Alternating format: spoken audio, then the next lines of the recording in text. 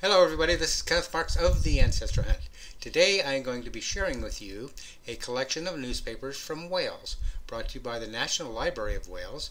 There are over 40 current newspapers available, over 400,000 pages, and growing to 1 million pages, as is their plan this year. It is currently in beta, but it operates just fine, and if you have ancestors in Wales, like I do, you might want to take a look at this collection and see if you can find some articles in the collection for your own ancestors. So let's take a look at how we navigate through the site. Up here at the top is the URL, and I am not going to try to read it because it looks like it is in Welsh, and this is the home page. First of all, I want to point you to the About page, which you should read. It tells you the story of this collection and how it is growing. At the bottom, it has a list of all the publications that are either currently available or are planned to be available, and it looks like all this year in 2013. So I would encourage you to take a look at that list. You also, on the home page, can select a specific newspaper title or all the articles from all the newspapers, and here is the list here. As I said, you can select one or multiple ones of them, or if you leave it blank, you will be selecting all of them. You have the ability to search within a date range by just moving the slider on the left to the to date range, and the from is on the right. I said that backwards. It's from and then to, but you get the idea. You also have the ability to search specific categories such as family notices, advertisements, news, or detailed list. You have the ability also to browse, and you can select the specific newspaper there to browse, or by date or by region. So let's try a search. I'm going to type in a surname from my family tree, and that is Griffith. And we will hit the search button, and up comes the results. As you can see, the list of results for approximately 150,000 different articles with the name Griffith in it. That is a very common name in Wales.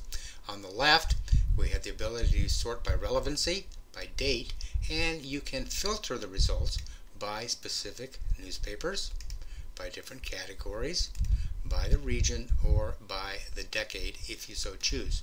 So let's take a look at what happens when we click on one of these articles and how we navigate through the selection of the article and hopefully the ability to save it for our own use. You always have to be concerned about copyright, and you should read about that in the copyright section down here at the bottom. But here is the resulting article, Griffith, William Griffith. As you can see, the article is in Welsh. It highlights the article in blue and the search terms in yellow. Now I want to be able to see the entire article, so all the articles that are on the page are itemized here on the right. I'm going to just click on this little X, and that takes that away. I'm going to make it a little bit smaller. There we go, and there is the entire article. As you can see, as I bounce around the page, that it highlights the articles that are available. If I wanted to save this article, I would use my snipping tool and click on that, and then draw a box around the article, and then I would save it. And I would normally obviously change the file name to something a little bit more representative of the article, as well as the source, which of course is listed up here. This is the name of the publication and the date, November 24th, 1876, and over here is the page number, which is page 7. So we've added the article to our own database on our computer.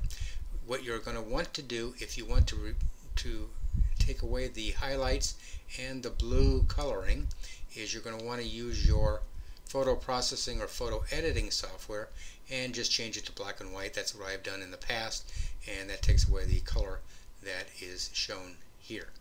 And that is really all there is to it. It is really quite simple and easy to use.